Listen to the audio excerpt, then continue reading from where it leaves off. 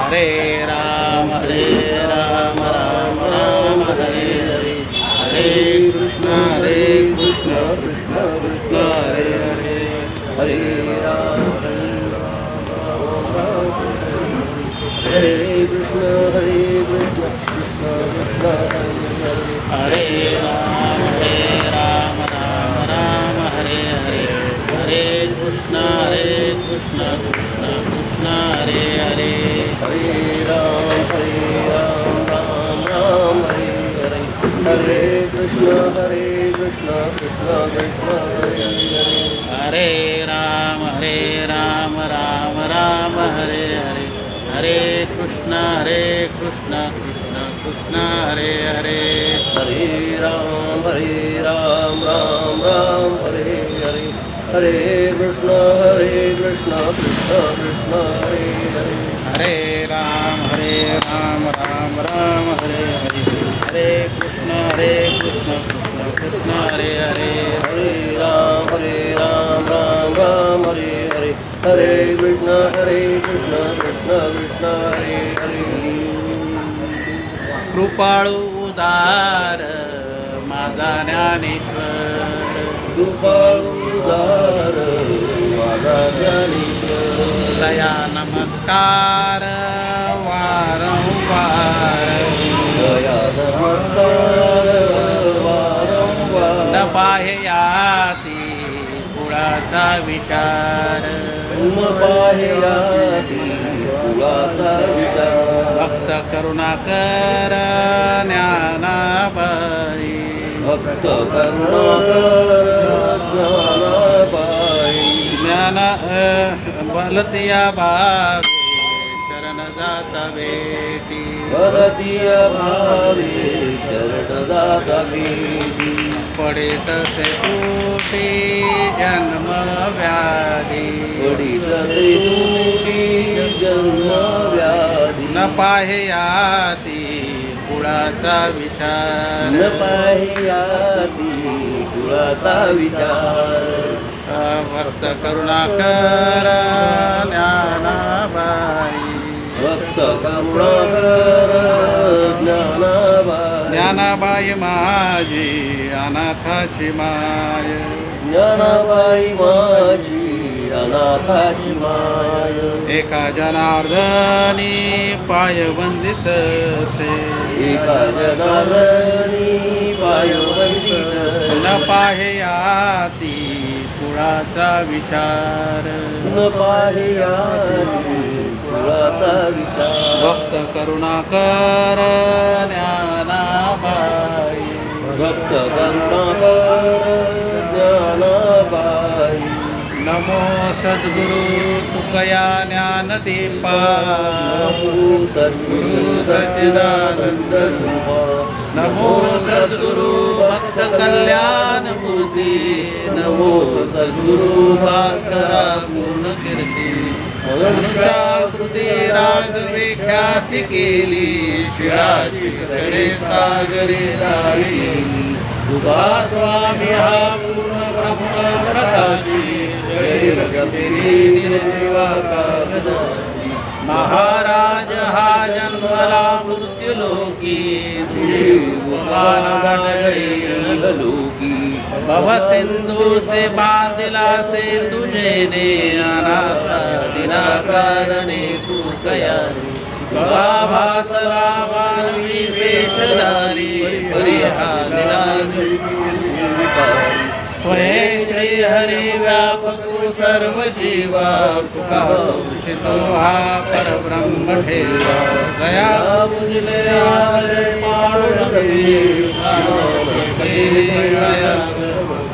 तनु मानवी दिव्य रूप शिकेली, नद्याने दिव्य लोकांसी नेली, ओम नमो जयाद्या वेद प्रतिपाद्या, जय जय स्वमेध्या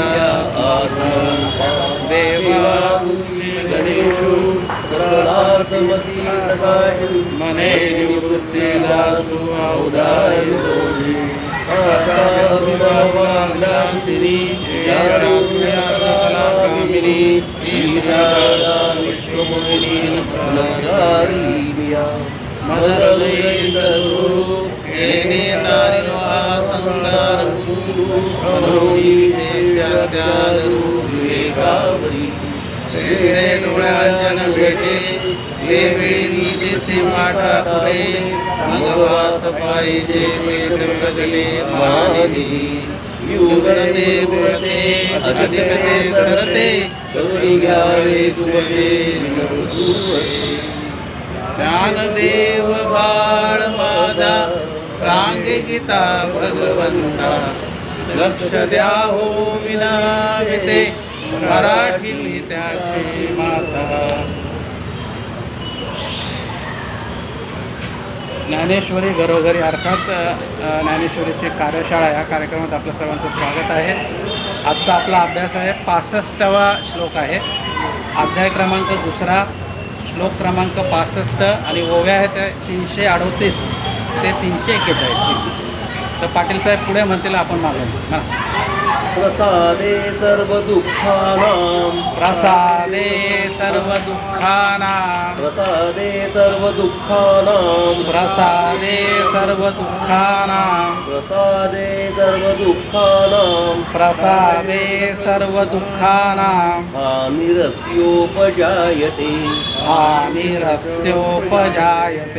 हानिरस्योपजायते हानिरस्योपजायते हानिरस्योपजायते हानिरस्योपजायते प्रसादे सर्व दुःखानां हानिरस्योपजायते प्रसादे सर्व दुःखानां हानिरस्योपजायते प्रसादे सर्व दुःखानां हानिरस्योपजायते प्रसादे सर्व दुःखानां हानिरस्योपजायते प्रसन्नचेतसो ह्याशु प्रसन्नचेतसो याशु प्रसन्नचेतसो ह्याशु प्रसन्नचेतसो याशु प्रसन्नचेतसो ह्याशु प्रसन्नचेतसो यासु बुद्धिपर्यवतिष्ठते बुद्धिपर्यवतिष्ठते बुद्धिपर्यवतिष्ठते बुद्धिपर्यवतिष्ठते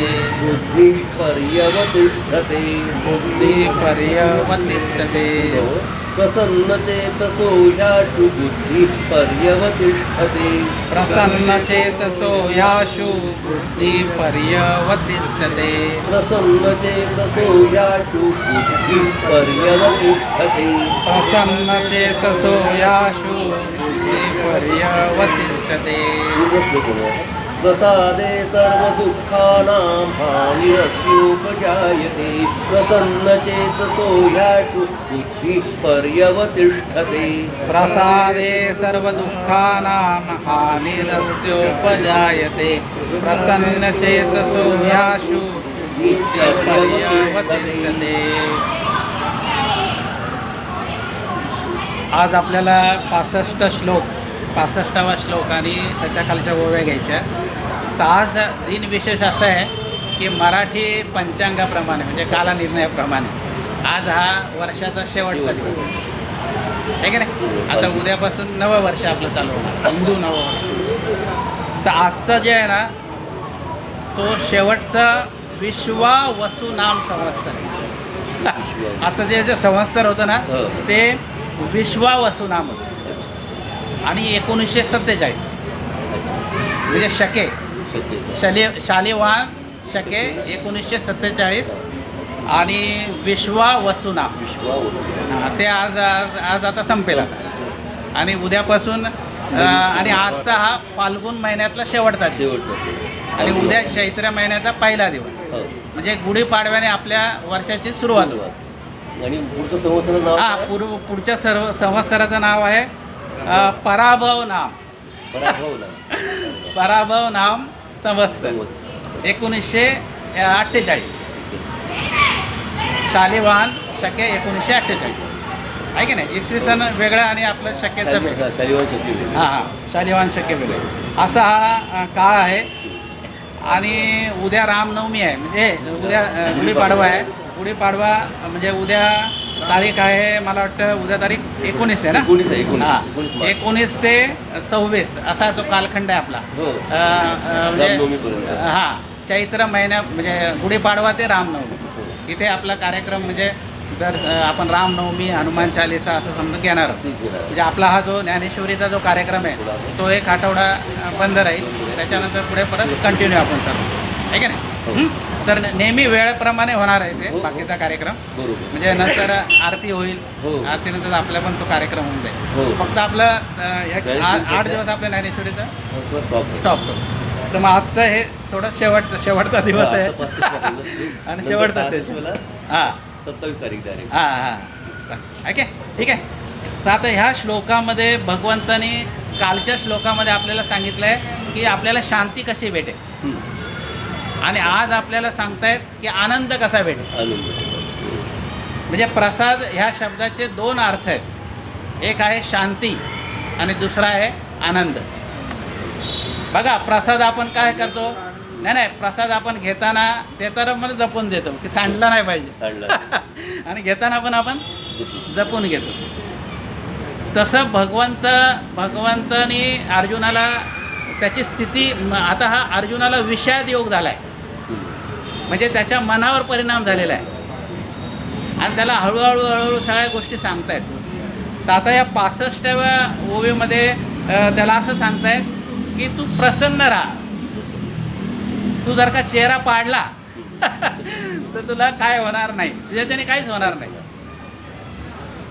म्हणून भगवंत काय म्हणतात की प्रसादे सर्व दुःखानां हानी रसोपजायते.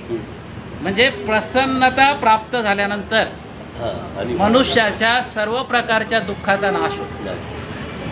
एकदा मनुष्य प्रसन्न झाला की दुःखाचा काय होतो, नाश होतो असं भगवंत म्हणतात. आणि तो प्रसन्न आहे का? तो आता सध्या प्रसन्न नाही आहे. तो वैफल्य अवस्थेत आहे. युद्ध करायचं का नाही करायचं असं त्याचा निर्णय काही तळ्यात मळ्यात आहे. आणि अशा अवस्थेत त्याची बुद्धी अस्थिर आहे आणि भगवंताला त्याची बुद्धी स्थिर करायची. आणि मग त्याला सांगतायत की तू प्रसन्न हो, प्रसन्न चित्त कर. आणि पुढच्या श्लोकामध्ये काय म्हणतात बघा, प्रसन्न चेतसो ह्याशु बुद्धी पर्यवतिष्ठते. म्हणजे काय म्हणतात ते की भगवंताच्या ठाईच बुद्धी स्थिर होते, दुसऱ्याच्या ठाई बुद्धी स्थिर होत नाही. आणि प्रसन्न चित्ताचा मनुष्यच बुद्धी स्थिर करू शकतो असं भगवंताला म्हणायचं आहे या श्लोकामध्ये पूर्ण. आता मला सांगा प्रसन्न आपण केव्हा होऊ? बघा समजा आपल्या घरातलंच उदाहरण तुम्हाला सांगतो पाटील साहेब. समजा आपल्या एक मुलगा असतो, मुलाला परीक्षेत कमी मार्क मिळतात 6वीमध्ये आणि वडील कामावर गेलेले असतात. तो आईला दाखवतो ते प्रगती पुस्तक आणि तो बोलतो की बा असं असं झालं, मी अभ्यास जरी केला पण काय मला मार्क म्हणावे तसे मिळाले नाही. मग आता आणि बघा प्रगती पुस्तकावर सही लागते आहे ना, हां पालकांची सही लागते. तर मग आता मी सही कशी घेऊ वडिलांची? तर ती आई काय म्हणते, तू घाबरू नको, मी त्यांचा मूड बघते. म्हणजे ते मी ते प्रसन्न केव्हा असतील तेव्हा ते प्रगती पुस्तक ठेवेल. ते त्यांचा मुडा झाला असेल, वैतागून आले असतील आणि टेन्शनमध्ये असतील तर ते काय सही करणार नाही. मग तो काय म्हणतो, बरं ठीक आहे ती तुझ्यावर जबाबदारी म्हणून तो आईला म्हणतो. मग आई काय करते, मग आले की मग बघते कसं आहे काय वातावरण, हा चेहरा कसा आहे. मग हातपाय तोंड धुतल्यानंतर मग लगेच चहा देणार, सगळं तयारी, नाश्ता नसेल तर नाश्ताही करणार. आणि मग सगळं बघितलं, सगळं इकडचं तिकडचं बोलणार आणि मग हळूच प्रगती पुस्तक ठेवणार. मग तो बघतो, नाही तो बघतो, अरे मार्क तर लय कमी आहेत, परंतु तरी तो ठीक आहे काय काय आता पुढच्या अजून वार्षिक परीक्षा आहे ना, वार्षिक परीक्षेला तो अभ्यास करेल. हां आणि मग तो काय करतो, सही करतो. आता तुम्हाला एक विनोद सांगतो मी. म्हणजे बघा ते सर पाटील सर ते सही करायला केवढी जागा असते, एवढे जागा. तर आम्ही जे लहानपणी तुम्हाला सांगतो, आमचे काका होते आणि त्यांच्या मुलाचं असंच झालं. आणि तो त्यांना सही करायला दिलं ते दिलं प्रगती पुस्तक. आता ते काय होतं, त्यांना फक्त सही करता येत होती, ते पण शाळेत गेले नव्हते, दुसरे तिसरेतच होते. तर त्यांनी काय केलं माहिती का, एवढी मोठी सही केली पूर्ण, म्हणजे ते सगळे राखाने भरून काढले. तर त्यांचा मुलगा म्हणजे माझा भाऊ काय म्हटला, अरे दादा मग यांनी तर वाट लावली म्हणे बाबाने. हा ते पूर्ण त्या म्हणता आता तू सहीला जेवू नको म्हटलं. म्हणजे पूर्ण वर्षाची सही करून टाकली म्हणतात ते. असं म्हणजे मनुष्य प्रसन्न असेल तर त्याला विचार तयार होतो. बघा एका साधूने म्हटलंय पाटील साहेब की प्रसन्नता ये ईश्वर की सर्वोत्तम भक्ती आहे. तुम्ही प्रसन्न राहिले हेच देवाची भक्ती आहे. बघा आता आपली मुलं आहेत, आपली मुलं रडकी राहिली तर आपल्याला आनंद होतो का म्हणजे वाईट वाटतं? वाईट वाटतं ना. देवाचे आपण लेकरं आहोत. आपण जर का तोंड पाडून बसलो तर त्याला वाईट वाटेल. तो काय बोलेल, अरे याला सगळं दिलंय मी, सगळे इंद्रिय दिले, हातपाय दिले, तरी हा रडतोय. मग त्याला वाईट वाटेल. मग आपल्याला देवाला आनंदित करायचं आहे, मग आपणही आनंदित राहायला पाहिजे, अशी भगवंताची अपेक्षा आहे की नाही. तर ह्याच्यामध्ये प्रसन्न चित्त कधी होणार तुमचं? देव भगवंत म्हणतोय की प्रसन्न राहा. प्रसन्न चित्त प्रसन्न कधी होणार तुम्ही? जेव्हा तुम्ही सत्कार्य कराल तेव्हा. का पाटील साहेब? सत्कर्म कराल तेव्हा तुम्ही प्रसन्न राहा. तुम्ही जर का याची टोपी त्याला, त्याची टोपी त्याला केली तर तुम्ही काय, तुम्ही अस्वस्थ राहणार. असं आहे. त्याच्यामुळे सत्कर्म केलं व्यवस्थित तर आपल्याला प्रसन्न होऊ आपण. आणि तुकोबा असं म्हणतात एका ठिकाणी की मन करारे प्रसन्न सर्व सिद्धीचे साधन. बघा आपण जगतो कशासाठी? आनंदीसाठी. आणि आपण आनंद बाहेर शोधतो आणि हे संत मंडळीने आनंद आतमध्ये शोधलेला आहे. हा फरक आहे. आणि एकदा का बुद्धी स्थिर झाली ना एका ठिकाणी का आपोआप आनंद तिथंच आहे. आपल्याकडेच आनंद आहे. आपल्याला काय बाहेर आनंद घेऊन विकत नाही घ्यायचा आहे. आपण आनंदाच्या वाटा वेगवेगळ्या शोधतो, हे वेगळा भाग आहे. पण आपण जर का आत्मपरीक्षण केलं आपलं तर आपला आनंद आपल्या हृदयामध्येच आहे. तो फक्त प्रगट करायचा आहे आपण, आहे की नाही. तर पुढे काय म्हणतात बघा, जेव्हा मन प्रसन्न आणि शांत होते तेव्हा सर्व दुःख संपतात, आहे की नाही. आणि पुढे बघा, इंद्रियाची सुखाची लालसा संपली का मन शांत होते. इंद्रियांना जेवढे तुम्ही विषय द्याल तेवढे तो घेतच राहणार. मग त्याच्यावर काय पाहिजे? कंट्रोल पाहिजे, संयम पाहिजे. ह्या सगळ्या छोट्या छोट्या गोष्टी भगवंताने आपल्याला सांगितलेल्या आहेत, आहे की नाही. तर आता ज्ञानोबा काय म्हणतात ते बघू आपण, आहे की नाही. बघा आता 338 क्रमांकाची ओळ म्हणा, देखे अखंडित प्रसन्नता आधी जेत चित्ता ते तरिगणे नाही समजता संसार दुःखा.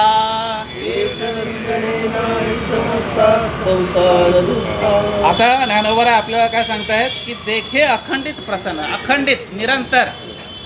असं नाही की आज प्रसन्न राहायचं आणि उद्या असं नाही ना, कायम असंच मुख पाहिजे. काय पण हो, दुःखाचा प्रसंग येऊ किंवा आनंदाचा येऊ, तुम्ही चेहरा तुमचा कसा पाहिजे? टवटवीत पाहिजे. म्हणजे तुमच्याकडे बघून असं वाटलं पाहिजे अरे खरंच याचं दर्शन झालं आणि मी कृत्य झालं, आहे का रे. हां. आणि पुढे काय म्हणतात भगवंत की आधी जेच चित्ताला आपण काय करायला पाहिजे? प्रसन्न ठेवलं पाहिजे, आहे का नाही पाटील साहेब. हां. आणि जेथ रिगणे नाही समजता संसार दुःखा. रिगणे म्हणजे काय माहिती का? प्रवेश. म्हणजे संसाराच्या दुःखाचा तिथे प्रवेशच होणार नाही. केव्हा प्रवेश नाही होणार? जेव्हा तुम्ही प्रसन्न राहणार तेव्हा, आहे की नाही. पुढे बघा. आता याच्यासाठी आहे ना पाटील साहेब ज्ञानोबा आपल्याला उदाहरण देतात बघा. बघा बोला. जैसा अमृताचा निझरू जैसा अमृताचा निर्झरू प्रसवे जयाचा जठरू प्रसवे जयाचा जठरू तया शुदे तृषेचा अडदरू काहीच नाही.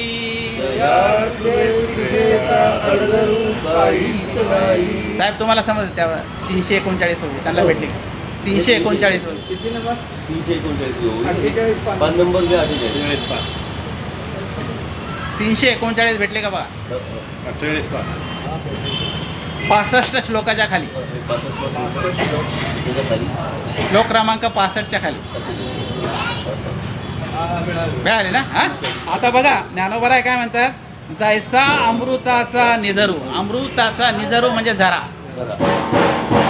प्रसवे जयाचा जठरू, ज्याच्या पोटातून अमृताचा झरा वाहतोय. बघा काय कल्पना आहे, ती कल्पना आहे. ज्याच्या पोटातून जर का अमृताचा झरा वाहतो त्याला काय आहे, त्याला तया शुदे तृषेचा आडधरू काहीच नाही. आडधरू म्हणजे काय, अडथळा. त्याला भूक ताण कसली लागणार, लागणारच नाही. त्याला भूक ताण लागणारच नाही. तसं आहे, एकदा का आपल्या सर्व इच्छा संपल्या मग आपल्याला आकांक्षा राहणारच नाही. म्हणजे मला तुमच्याकडून काय अपेक्षा राहणार नाही किंवा तुम्हाला माझ्याकडून राहणार नाही. आणि अपेक्षा नाही राहिल्या म्हणजे तुम्ही काय राहणार, स्थिर राहणार. स्थिर राहणार म्हणजे तुम्ही आनंदित राहणार. समजला ना हा अर्थ. हा पुढे बघा आता, तैसे हृदय प्रसन्न होय हृदय प्रसन्न होय तरे दुःख कैसे के हाय तरी दुःख कैसे के आहे ते पैसे बुद्धी राहे परमात्मा रूपी. पैसी बुद्धी राहे परमात्मा रूपी. तुमचं हृदय प्रसन्न राहिलं ना का होणार, काय परिणाम होईल त्याचा, की मग दुःख कसं मिळणार तुम्हाला. मग दुःखाचं भेटणारच नाही, दुःखाची तुमची गाठच नाही होणार. केव्हा, जेव्हा तुमचं हृदय प्रसन्न राहील तेव्हा. आणि पुढे काय परिणाम, तेच अपैसे बुद्धी राहे परमात्मा रूपी. मग आपोआप आपली बुद्धी परमात्म्याच्या रूपी राहणार आहे की नाही. म्हणून आपण हृदय काय करायला पाहिजे, प्रसन्न ठेवायला पाहिजे, म्हणजे आपल्याला अटॅक पण येणार नाही. पुढे बघा आता परत माऊली काय करते, परत त्यांना आता वाटलं की अजून एक उदाहरण द्यावं. त्या सहमतात काय उदाहरण आहे बघा, तैसा निर्वातीचा दीपू जैसा निर्वातीचा दीपू सर्वदा नेने कंपू सर्वदा नेने कंपू तैसा स्थिर बुद्धी स्वस्वरूपू योगयुक्तो तैसा स्थिर बुद्धी स्वस्वरूपी योगयुक्तो. म्हणजे ज्ञानोबा आपल्याला काय सांगतात, तैसा निर्वातीचा दीपू म्हणजे निर्वातीचा म्हणजे निवाऱ्यामधला, म्हणजे घरामधला तो हे काय दिवा आहे. हा तो काय करतो, सर्वदा नेणे कंपू. तो अस्थिर असतो का, त्याला वारा नाही लागत ना, म्हणजे तो स्थिर असतो. त्या पद्धतीने जो स्थित प्रज्ञ आहे त्याची बुद्धी स्थिर असते. तैसा स्थिर बुद्धी स्वस्वरूपू योगयुक्त, तो स्वतःच्या स्वरूपामध्ये लीन असतो. आणि तो असं समजतो की माझ्या हृदयात काय भगवंत आहे. अशा माणसाला मंदिरात पण जायची गरज नाही, पूजा ध्यान जप त्याची नाही, असं नाथ महाराज एका ठिकाणी म्हणतात. म्हणजे ही कशी आहे प्रक्रिया, ही आपल्याला स्थित प्रज्ञाची प्रक्रिया सांगितली आहे भगवंताने आपल्याला. आणि ज्ञानोबाला एकदम सखोल आपल्याला तसं समजून सांगताय. तर अशा पद्धतीने ह्या ओव्याचा अर्थ आहे. आज आपण हे सगळं मनावर आहे पाटील साहेब. हां, मन तुम्ही प्रसन्न ठेवलं की सगळं होणार. तर एक अभंग पूर्ण ज्ञानोबा तुकोरावांचा म्हणू आपण आणि आपली सेवा समाप्त करू. बघा तो अभंग असं आहे, मन करा रे प्रसन्न सर्व सिद्धीचे साधन मोक्ष अथवा बंधन सुख समाधान इच्छा ते. मन तुम्ही प्रसन्न केलं ना मग तुम्हाला मोक्ष तर मिळणारच आहे. आणि तुम्हाला बंधन कसलं, मग बंधन कसलं राहणार नाही. आणि काय तुम्हाला सुख मिळणार, तुम्हाला समाधान मिळणार आणि तुमच्या सर्व इच्छा पूर्ण होणार. बघा पाटील साहेब की आपल्या माणसाच्या इच्छा कशा आहे, अमर्यादित आहे. त्याला कितीही दिलं तर कमीच आहे. म्हणजे त्याला असं वाटलं ना की आता एवढं मिळालं बस, परंतु परत तो आणखीन मला एवढं मिळालं पाहिजे असं बोलतो. बघा याच्या ठिकाणी ना साहेब एक उदाहरण सांगतात की एक राजा एका माणसाला काय म्हटलं की तुला तू सकाळपासून सूर्योदय झाला की पळायचं जेवढा पळशील तेवढी भूमी तुला मिळणार. आता तो पळतो अजून संध्याकाळ व्हायला सूर्यास्ताला वेळ आला तो एवढा पळतो. आता त्याने समजा 5 किलोमीटर पळला समजा, तर 5 किलोमीटर क्षेत्र कमी झालं का साहेब? त्याने थांबायला पाहिजे ना? नाही थांब, तो हा अजून आहे, अजून वेळ आहे. आता तो थांबला असता तर त्याला तेवढं भेटलं असतं, परंतु हव्यास एवढा आहे माणसाचा, तो पळतो सूर्यास्त व्हायच्या वाट बघतो आणि त्यावेळेस वेळेला त्याला अटॅक येतो. कारण तो दम लागतो ना त्याचा, तो शरीराकडे त्याकडे लक्षच देत नाही. हा कॅपॅसिटी त्याची संपते आणि मग काय होतं, त्याचा मृत्यू होतो आणि ते राहिलं तर जागेवरच, काय त्याला भेटलं नाही. हा राजा फायद्यामध्ये आणि तो तोट्यामध्ये गेला. हे कशामुळे झालं? हव्यासामुळे. जमीन लागली किती त्याला? जमीन किती आहे? 7 फूट लागते आपल्याला आपल्या 3.5 हात म्हणतात असं साहेब की प्रत्येकाचा देह हा 3.5 हाताचा आहे. म्हणजे आपल्याला जमीन 3.5 हातच लागते. राख होते आणि मग ती गंगेमध्ये जाऊन देते, आहे की नाही? हा, आता त्याच्या पुढचं कडवं बघा कसं आहे. मने प्रतिमा स्थापिली, मनामध्येच प्रतिमा आहे ते भगवंताची. मन पूजा केली. बघा पूजा करायला काही साहित्य लागतंच आहे, परंतु समजा तुम्हाला तुमची कॅपॅसिटी नाही तर काही गरज नाही, तुम्ही मनाने सुद्धा काय करू शकता, मनोभावाने तुम्ही. हा, कारण काय भगवंताला तुम्ही किती देणार हो, काय देणार आपण, आहे की नाही? त्याचंच आहे सगळं. पुढे बघा, पुढे काय म्हणतात, मने इच्छा पुरवली मन मागवली सकाळ्यांची. मनच इच्छा पुरवतं. मनाला जर का तुम्ही शांत केलं ना तर ते आणखीन तुमच्याकडे मागणार नाही का. हा बस आता मला मिळालं ना. बघा आता समजा आपण सकाळचा चहा घेतो, 1 कप चहा घेतला, फार तर जो तलबी माणूस असेल तो मला त्याला अजून 1 कप घे, पण तो नंतर घेतो का? कारण त्याचं मन काय होतं, बस आता सॅटिस्फॅक्शन होतं. मग एकदा समाधान झालं काय आपल्या इच्छा काय होतात, थांब, आहे की नाही? पुढे बघा आता, आणि पुढे असं म्हणतात की मन गुरु आणि शिष्य. मनच गुरु आहे आणि मनच शिष्य आहे. पुढे बघा, करी आपुलेची दास्य, आणि हे आपले दास्यत्व करतं मन. आणि पुढे प्रसन्न आपणास गती अथवा अधोगती. बघा प्रसन्न केलं मनाला तर गती मिळणार, आणि प्रसन्न नाही केलं तर अधोगती. हा तुकोबांचा अभ्यास आहे मनाच्या बद्दल. आणि त्याच्या पुढचं बघा काय म्हणतात, शेवटचे ओळ आहे की ते कोणाला, सगळ्यांना म्हणतात तुम्हा आम्हाला. बघा आता त्याच्यामध्ये काय कॅटेगरीज आहे. साधक, वाचक, पंडित. तुम्ही साधक आहात का, तुम्ही वाचक आहात का, तुम्ही पंडित आहात का, श्रोते वक्ते ऐका मात. तुम्ही श्रोते आहात का, वक्ते आहात का, तर मी काय बोलतो ते ऐका, असं तुकोबा बोलतात. आता काय बोलतात बघा ते, नाही आन दैवत तुका म्हणे दुसरे. मनासारखं दुसरं दैवत नाही, म्हणून तुम्ही मनालाच प्रसन्न करा. आणि मन प्रसन्न केलं की सर्व सिद्धीचे साधन तुमच्या हातात आहे. प्रसन्न करणं अवघड आहे. बरोबर आहे. आता तो तर अभ्यास आहे ना, ते तर जीवन आहे. बघा याच्यातून भगवंताने बघा आपलं काय सगळं, म्हणजे आपल्या पूर्वजांनी किती अभ्यास केला असेल, पुराणाचा, वेदाचा, शास्त्राचा. म्हणजे आजही ते उपयुक्त आहे साहेब, आणि उद्याही उपयुक्त राहणार. बघा एवढी नासा ही अंतराळातली संस्था आहे, तिने पण मान्य केले या सगळ्या गोष्टी. म्हणजे याच्यात काय हे काहीच नाही.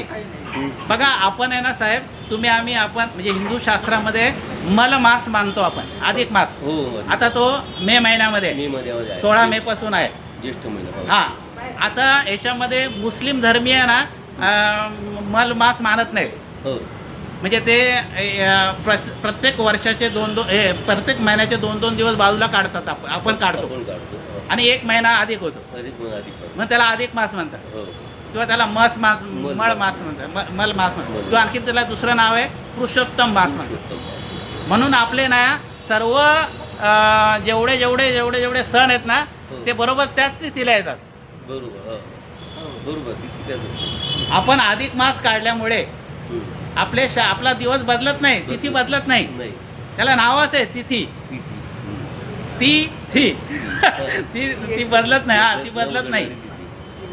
हा, आणि आता मुस्लिमाचं बघितलं ना तर मुस्लिमाचा सण एका तारखेला नसतो बघा. ती रमजान ईद कधी पण राहते. रमजान महिना असतो ना तो कधी पण राहतो. कारण ते ना हा महिना काय करत ते घेतच नाही विचारामध्ये. वास्तविक म्हणजे आता आपल्याला काही ते धर्माचा विषय बोलायचा नाही आहे, परंतु हिंदूच्या जेवढ्या संकल्पना आहेत तेवढ्या सगळ्या विरुद्ध आहेत त्यांच्या. बघ आता आपली टोपी अशी आहे, त्यांची टोपी गोल आहे. आपण सेपरेट जेवतो, ते एकाच ताटात जेवतात. आणि अहो हा, आणि असंच बोलता हा इस्त्रीवाला आहे ना, तुम्ही असंच बोलता असं बोललो तो म्हणतो, अरे वो आपको मालूम है क्या वो कचरा कैसा निकालते हैं, कचरा ऐसा उलटा निकालते है. आपण कचरा कसा करतो, शेवटी दारात काढतो ना, ते दारातून सुरुवात करतो. म्हटलं मी हे नाही पाहिलं म्हणतो. आपल्याला विरोध हा, फक्त विरोध आहे. सगळ्या बाबतीत. आणि सहिष्णुता आहे ना तुम्हाला हिंदू धर्मातच सापडेल, बाकी कुठेही जगामध्ये सहिष्णुता भेटणार नाही, आहे की नाही. बरं, आता पाटील साहेब मी तुम्हाला आपल्याला सगळा पुढचा पण कार्यक्रम सांगितला उद्याचा, आहे की नाही.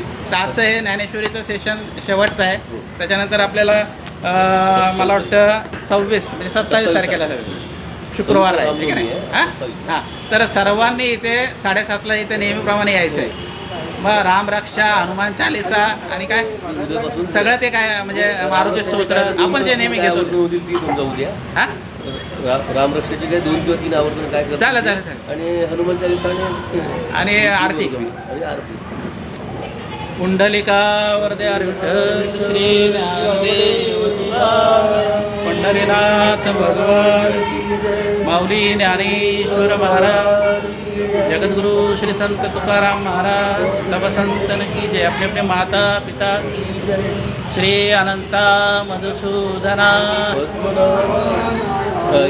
जगव्यापका जनार्दना सकळ देवादी देवा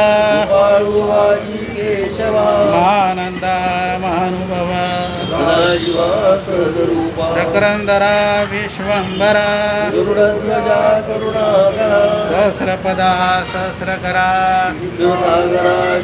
कमलनयना कमलापती भवतारका धरित्याशिती आगाये सगुणा निर्गुणा वसुदेव देवकी नंदना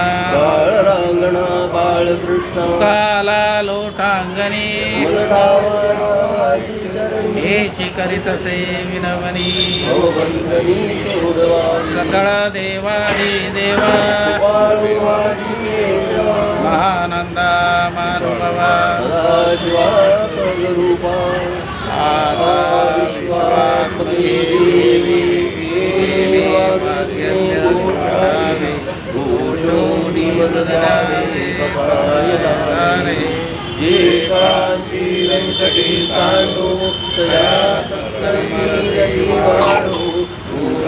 परस्परे पडो मैत्र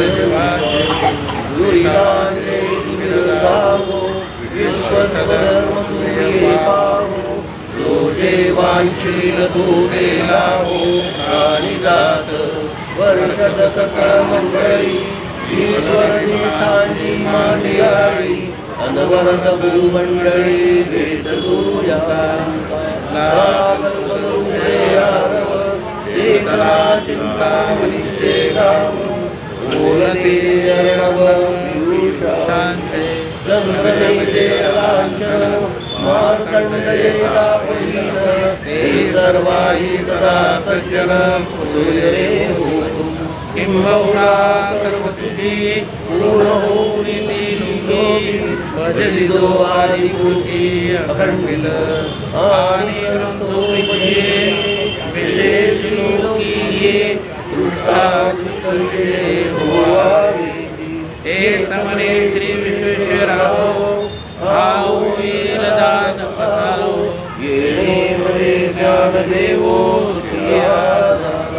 येणे वरे ज्ञानदेवो येणे वरे ज्ञानदेवो हरि ओम शांती शांती. बघा पाटील साहेब आता ना फक्त 7 श्लोक राहिलेत आपण आणि ना 34 ओव्या राहिल्या हो. म्हणजे आपला दुसरा अध्याय. आता आपल्या यूट्यूबवर आपण अपलोड करतोच आहे हो. तर आपण मागे जरी आपलं सेशन 8 दिवस नाही आहे पण आपण दररोज एक जरी एपिसोड बघितला ज्ञानेश्वरी सोमवार तर आपल्याला बऱ्याचशापैकी त्याच्यात नॉलेज